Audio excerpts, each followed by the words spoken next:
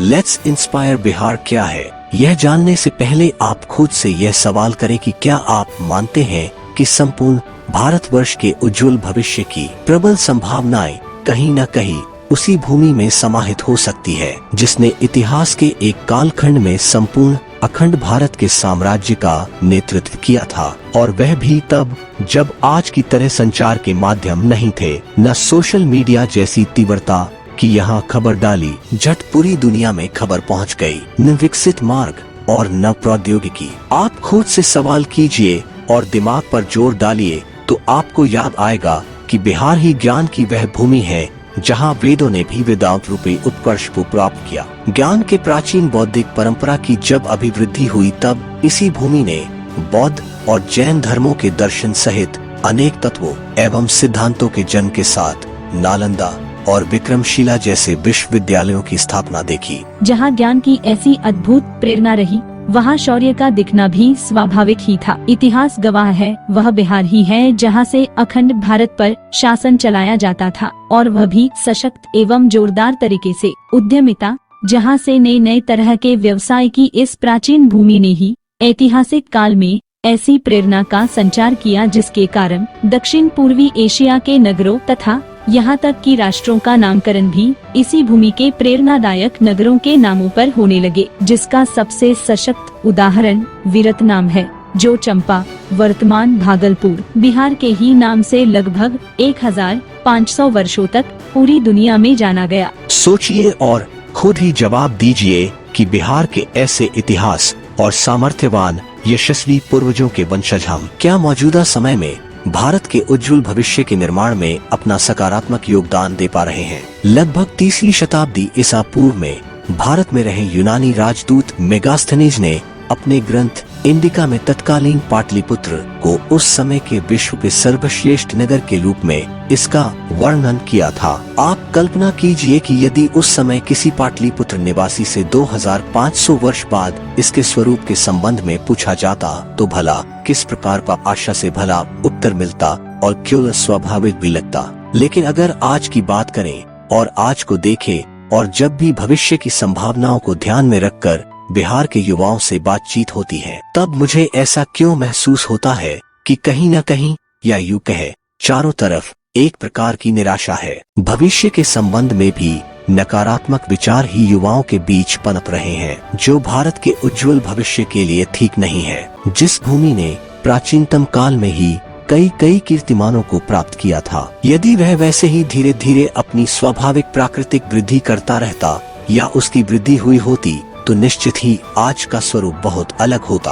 और इसी कड़ी में अगर हम भविष्य की संभावनाओं के बारे में इन्हीं युवाओं से पूछते तो उनके जवाब आशाओं से लबरेज होते। अब बड़ा सवाल बार बार ये उठता है कि बाद के समय में ऐसा क्या होता गया जिसके कारण जो आशावादिता उस काल में स्पष्ट और साफ साफ दिखाई देती थी वह आज के युवाओं की कोशिशों पर ही नहीं बल्कि उनके प्रश्न करने पर भी नहीं नजर आती।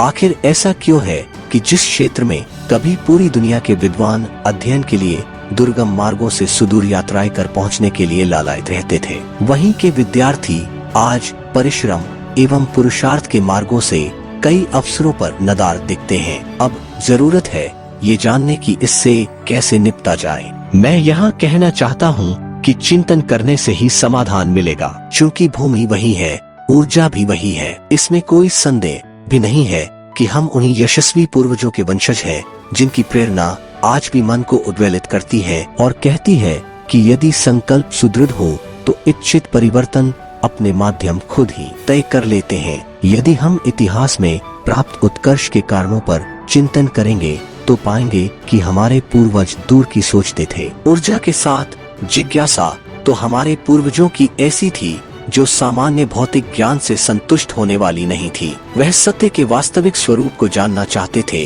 जिसके कारण ज्ञान परंपरा के उत्कर्ष को समाहित किए उपनिषदों की दृष्टि संभव हो सकी। यदि भूमि के ऐतिहासिक शौर्य के कारणों पर हम चिंतन करें तो वहाँ भी बृहत्ता के लक्षण तब स्पष्ट होते हैं जब हम महाजनपदों के उदय के क्रम में पाटलिपुत्र में महापद्मनंद के राज्यारोहण को याद करते हैं, क्योंकि जिस समय अन्य जनपदों में जहाँ पूर्व से स्थापित शासक वर्ग के अतिरिक्त किसी अन्य वर्ग से संबद्ध शासक की कल्पना भी नहीं की जा सकती थी। मगध में केवल सामर्थ्य को ही कुशल शासकों हेतु उपयुक्त लक्षणों के रूप में स्वीकृति प्राप्त हुई थी। ऐसे चिंतन के कारण ही मगध का सबसे शक्तिशाली महाजनपद के रूप में उदय हुआ, जिसने कालांतर में साम्राज्य का रूप ग्रहण कर लिया। उत्कृष्ट चिंतन के कारण जहां राजतंत्र के रूप में मगध का उदय हुआ, वहीं वैशाली में गणतंत्र की स्थापना भी हुई। यदि कालांतर में ऐसे शौर्य का क्षय हुआ तो उसके कारण शस्त्र और शास्त्र में समन्वय का अभाव ही रहा।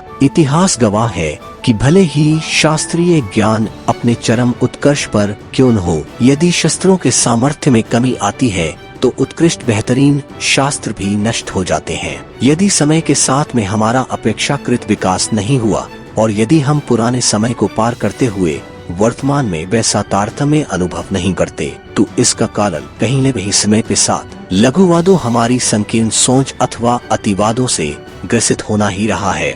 नहीं तो जिस भूमि ने इतिहास के उस काल में कभी महापद्मनंद को शासक के रूप में सहर्ष स्वीकार जम विशेष के लिए नहीं परंतु उनकी क्षमताओं पर विचारण के उपरांत किया था, उसके उज्ज्वलतम भविष्य में भला संदेह कहा था। यदि वर्तमान में हम विकास में अन्य क्षेत्रों से कहीं पिछड़े हैं और अपने भविष्य को उज्जवल देखना चाहते हैं, तो आवश्यकता केवल और केवल अपने उन यशस्वी पूर्वजों का स्मरण करते हुए लघुवादों, छोटी ओछी हरकतों से अलग तथा जातिवाद, संप्रदायवाद इत्यादि से ऊपर उठकर राज्य एवं राष्ट्रहित में चिंतन करने की है। भविष्य के दृष्टिकोण को मन में स्थापित करते हुए अपने सामर्थ्य के अनुसार थोड़ा ही सही लेकिन निस्वार्थ भाव से सामाजिक योगदान करने की जरूरत है। एक वैचारिक क्रांति की जो युवाओं के बीच प्रसारित हो और जो भविष्य निर्माण के संगठित रूप में संकल्प ले और आगे बढ़े। परिवर्तन प्रकृति का नियम है, जरूरत आशा से लबरेज होकर आगे बढ़ने की है। जिस भूमि ने वैदिक काल से ही गार्गी, वाचस्पति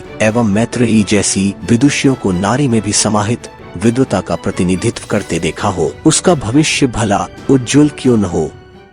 लेट्स इंस्पायर बिहार के तहत करना क्या है, आगे समझिए। अपनी समृद्ध विरासत तथा स्वयं की क्षमता को जानिए एवं समझिए। मानवीय क्षमता के चरमोत्कर्ष की चर्चा करते हुए मैंने उपनिषदों के अत्यंत प्रेरणादायक एवं महत्वपूर्ण श्लोक को अनेक अवसरों पर उद्धृत किया है, जिसमें यह वर्णन मिलता है कि पूर्ण को खंडित करने पर भी हर खंड पूर्ण ही रहता है और पुनः पूर्ण में ही विलीन हो जाता है। अर्थात हर आत्मा जो परमात्मा का ही अंश रूप है, उसमें उसके सभी गुण समाहित हैं। ऐसे में युवा मन में अपने सामर्थ्य के प्रति किसी प्रकार का संदेह न हो। इसके लिए यह अनुभूति आवश्यक है कि ईश्वर पूर्ण की वह असीम शक्ति सभी के अंदर पूर्णतः समाहित है और सदैव सही मार्गदर्शन के लिए तत्पर भी है। ऐसे में कहीं और न देखकर यदि हम एकाग्रचित्त होकर गहन आत्मचिंतन करेंगे तो सभी के लिए खुद मार्गदर्शक तथा इच्छित परिवर्तन के प्रबल वाहक बन जाएंगे।